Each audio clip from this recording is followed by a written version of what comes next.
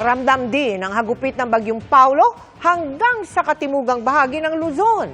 Sa lakas ng ulan, binahana ang ilang kalsada at bahay, may binabantayan ding ilog na pinangangambahang umapaw. Mula sa Batangas Port, nakatutok live si Mark Salazar. Mark? Mel, ginising ang umaga ng Batangas ng pagbaha na dulot ng thunderstorm muna sa una, pero itinuloy ng epekto ng Bagyong Paulo.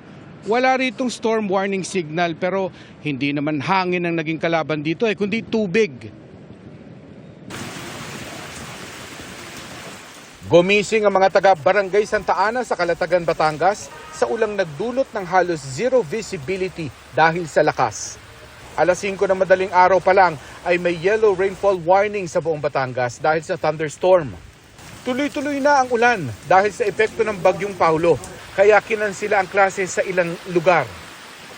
Bago mag-alas 8 ng umaga, hindi na madaanan ng anumang klase ng sasakyan ang Lemery-Taal Bypass Road dahil sa bahang umabot na sa tuhod.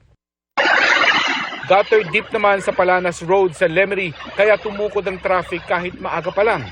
Sa Lian, Batangas naman, binabantayan ng munisipyo ang Bagbag River at Paliko River. Kaunti na lang ay aapaw na ang tubig sa Bagbag Bridge, kaya nakaantabay ng lumikas sa mga residente. Saglit ding na-isolate ang ilang barangay gaya ng Kapito na nagpatupad ng rerouting sa ilang kalsada ng Lian.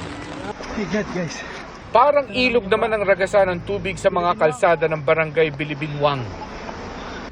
Maghapon ang clearing operation ng mga tauhan ng munisipyo sa tulong ng Philippine Coast Guard at DPWH. Mag-aalas 4 na ng hapon, bahagyang humupa ang baha sa diversion road ng Lemery, kaya nakadaan na ang mga sasakyan.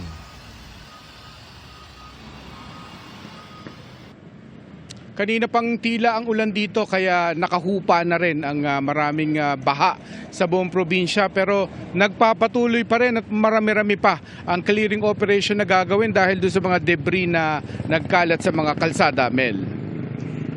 Maraming salamat sa iyo, Mark Salazar.